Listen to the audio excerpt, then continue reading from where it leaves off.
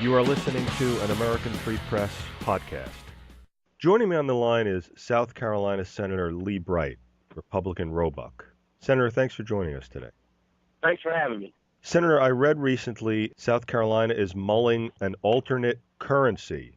Says Senator Lee Bright, South Carolina should coin its own money. And it goes on to say that you introduced legislation that backs the creation of a new state currency that could protect the financial stability of South Carolina in the event of a breakdown of the Federal Reserve System. Senator, what's the genesis of your thinking about why South Carolina might need a new currency? Well, for a couple of years now, we've had some folks down at the State House that have really been wanting to discuss their concerns about the Federal Reserve monetizing the debt and rampant inflation. And they've made, a good case, and they had kind of gone back and forth and wanted to talk about what we could do to hedge against that. And I happened to notice that there was a bill sponsored actually in Virginia that called for a study committee, and that was the first time I'd seen one drafted in that manner, because I think it's such a complex issue that it would take a study committee just to come up with ideas on how you would even implement such a thing. But I think that we are in bizarre times, and, to think that we're in a situation where our own government would deprive us our own natural resources when it comes to fossil fuels is just, to me, absurd. So, what can we do to protect ourselves if this economy does collapse? Mm-hmm. Which it looks like it's heading down the road to collapse. In South Carolina, how many legislators are in the South Carolina House? And do they have a House and a Senate? Is that what it's called? We do. Okay. How many are there in the House and the Senate? There's actually 124 in the House, and we normally have 46 in the Senate, but our Senator Mick Mulvaney just defeated John Spratt, so his seat is vacant. We're waiting to fill it, so normally it'd be a combined of 170. Okay. You have co-sponsors for this bill? Actually, I'm the only sponsor on this bill. I know that they've got some on the House side of another bill, but mine is, like I said, more geared to our study committee. As far as getting co-sponsors, when I saw the bill that was sponsored in Virginia, and I read the contents of it, I thought that was actually a pretty good bill, and it sponsored it and didn't really look for a lot of co-sponsors.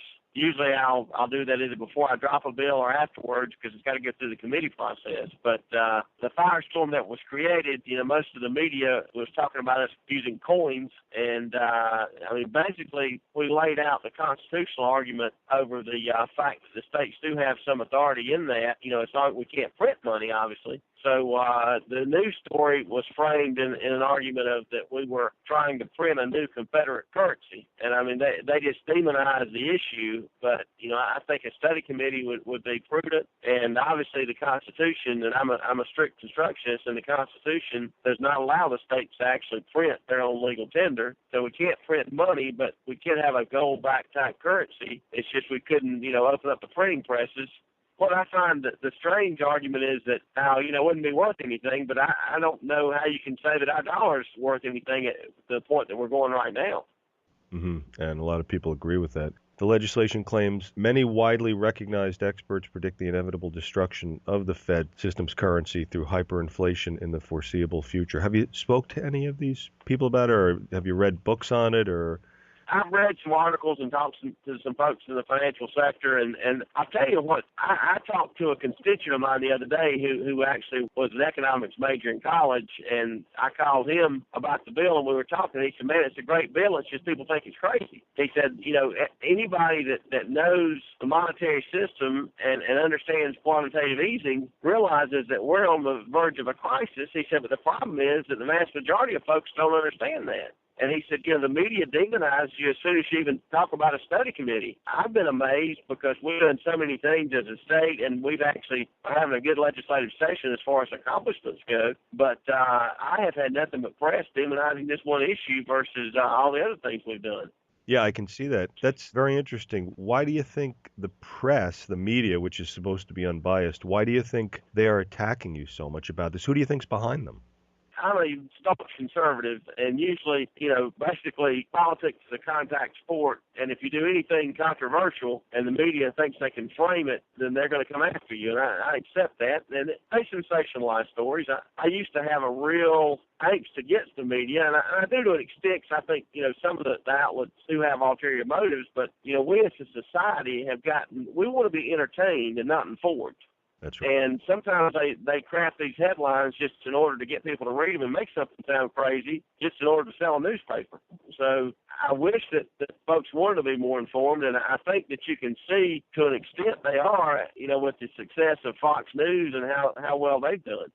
But it would seem like the better approach to it would be, okay, let's study it and see if it makes sense. But what you're saying, no, they want to put the headlines that attract the readers because people are interested in infotainment more than the reality of the news, right?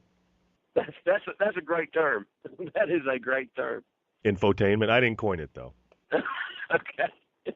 I heard a story once about a preacher. The first time you hear the story, you give the person credit, and it becomes your story about the third time you tell it. So right. I appreciate your intellectual honesty. Thank you. Where you're at in South Carolina, what is the town there that you reside around? It's actually Spartanburg. I have a P.O. box in Roebuck, but it's the upstate of South Carolina. I always like to tell folks that Greenville's kind of a suburb of Spartanburg, and then Charlotte a suburb, and then Atlanta. So, we kind of see ourselves as the center of the southeast. But, yeah, we're in a great location. Actually, BMW manufacturing is right there in my district, and we've got some very good companies in the area. And our economy, we've got some growth in it, but it's still a tough time. I mean, the banks have tightened up so much that it's tough on small businesses, and folks are struggling. Yeah, that's actually what I was going to lead up to. I was going to ask, how is the economic situation down there? So it is showing signs of where. Right. I mean, we've got some large corporations that are making some investments, and they're able to weather the storm, much better than the small guys, and we're thankful for that. But, in this country, I believe it's about 80% of folks are employed by small businesses, and the big businesses are great, and the businesses that surround them that produce and auxiliary type businesses are great. But I wish that we could help all businesses, because right now it is really tough for the small guy.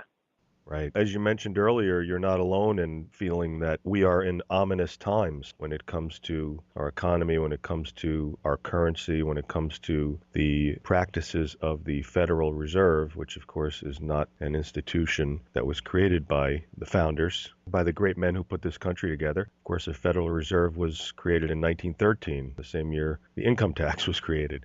Do you feel that besides wanting to study this issue, of course, to see if it makes sense, do you feel that regardless of whether or not South Carolina adopts its own currency to protect against the inevitable collapse of the dollar, do you feel at all positive about the economic future of the United States, or do you feel that really we've just reached the point of no return because our manufacturing base is so depleted that the odds are, at least in our lifetimes, we're not going to see the country return to the country it was when we grew up in it? Well, my view is that 2012 is going to be the deciding factor. I mean, and I'm in the Republican Party, but I am more of a conservative than I am a Republican. And if we do not field a staunch conservative as the party nominee, and that nominee does not win, I don't see how the country survives. I think our decline will be imminent if in 2012 we don't put a staunch conservative president who is willing to kick against the pricks and do whatever's necessary to turn this country around. The EPA is out of control. I mean, all these federal agencies are out of control. I mean, I think Congress is making some positive steps. I know that the argument can be made it's too little too late, but I'm holding out hope, because I still believe that this is the greatest country on earth, and God blesses us in spite of how we behave, and I'm just hoping that things will turn around, and I believe they can, but we can't have another entitled nominee for the Republican Party. It's got to be the best, strongest conservative in the field, and I mean, I think you're seeing what's happening in Wisconsin and what's happening in Indiana, what's happening in New Jersey, and especially New Jersey. I mean, tell you what, I travel from time to time, and I'm a fan of New Jersey. I'm raised in the South. We were always taught it was a concrete jungle up there, but you've got some beautiful countryside. I like it up there, but it's not a bastion of conservatism. But I'll have to say, Chris Christie is, I think, done a great job, and the fact that he's willing to go and fight things that are so entrenched, that's a good sign for New Jersey and a good sign for this country. worst case scenario, 2012, doesn't produce the type of candidate that you think would be good for the country? What if the current president gets reelected or something along those lines? What does the future hold for the country? Unless the states have a constitutional convention or amend the Constitution, my argument is this. I have people come to me and say, you shouldn't be thinking about this kind of stuff because if the Federal Reserve collapses, the country's finished anyway. And, I just believe this country's bigger than the Federal Reserve, and I believe this country's bigger than the bankers. And I just think that we just make a plan or try to have a plan and move forward. I mean, people are still going to want to buy and sell goods, and if the dollar collapses and I think that, the argument that I've heard so many times about, manipulation in our currency, I would just hate to think what a global currency would be, how badly that would be manipulated. Do you think that the nominal leaders are heading toward that type of a currency? Well, they're openly talking about it. I mean, it's strange that the media has demonized this issue so much because you got the rest of the world talking about ditching the dollar, and then you got folks at home that question the sustainability of the dollar being treated like fringe. But when the Russian and Chinese talk about it, it seems like common sense. That's why I was so curious about why you thought it was that the media here in the United States is demonizing this issue so much. What's the next step for your legislation? Well, we've got it's set in the Finance Committee, and I've been receiving a really hard time. I mean, a lot of my colleagues are mocking the bill just because it's popular to mock right now, but I'm still going to push it, and hopefully we'll get a hearing on it. And there are a lot of folks behind it. A lot of the patriot groups are behind it, and, it just depends on how much steam it can pick up. Fundamentally, if we can just get the word out, this is just a study. I mean, everybody wants all the question answered on exactly how it's going to operate. I mean, this is a study committee, and that's going to be the study committee's job. But they don't even want it to even get to the study. No. They don't. And I've talked to folks, and with my involvement in the bill, I want to see to it that no tax money is spent. We've got some people all over South Carolina that are very interested in this issue that I'm sure would serve on a volunteer basis without even being paid a per diem. So I've had a lot of people say, this is going to cost the state all kind of money. Well, I'm sure we can do this without it costing the state a dime.